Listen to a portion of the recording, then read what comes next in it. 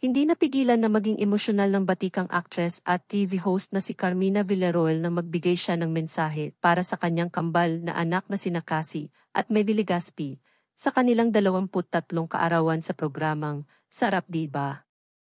Bago ang pagbibigay ng emosyonal na mensahe ni Carmina sa kanyang mga anak, ay nauna muna nilang napag-usapan ang patungkol sa mga love life ng mga ito. Ayon kay Carmina, boto naman siya sa kahit sinong manliligaw at liligawan ng mga ito. Kung sino man umano ang magiging karelasyon ng mga ito, in the future ay tatanggapin pa rin niya ang mga ito. Lalo na kung makikita umano niyang totoong marespeto ang mga ito at totoong sincere. Hindi naman umano siya naghahanap ng perpektong tao, subalit ang nais niya na makarelasyon ng kanyang mga anak ay iyong may respeto sa lahat ng tao.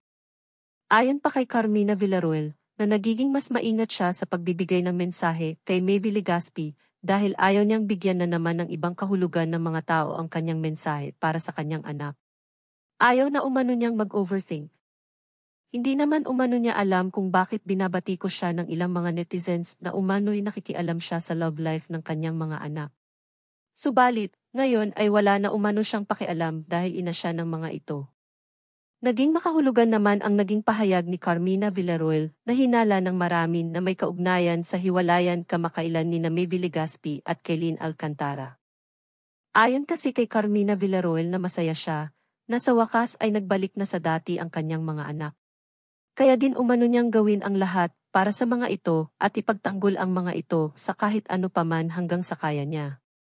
Iginiit pa ni Carmina na hindi sila ni Zoren ang kontrabida sa buhay ng kanilang mga anak dahil ang nais lamang nila ay ang pinakamakakabuti sa mga ito.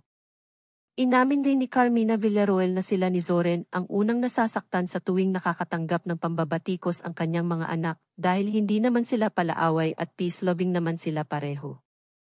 Matatandaan na kamakailan lamang ay nakatanggap ng pambabatikos si Carmina Villarroel dahil inakusahan siyang konsentidor sa kanyang anak na si Maeve Legaspi.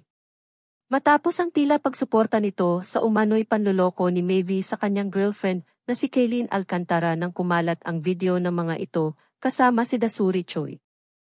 Matatandaan na kamakailan lang.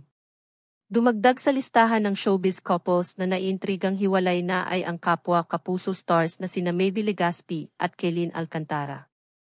Hinulaan ng mga netizens na ang cryptic posts ni Kaylin ay patungkol sa kanilang relasyon ni Maeve. Nagpaabot naman ang pakikisimpatya ang mga netizens, lalo na ang mga tagahanga at tagasuporta para kay Maeve. Noong Nobyembre 25, 2023, naman ay nag-post siya tungkol sa paglalaro ng tennis at nilagyan ito ng caption na, "Time to start anew." Ikaw, ano ang masasabi mo sa isyung ito?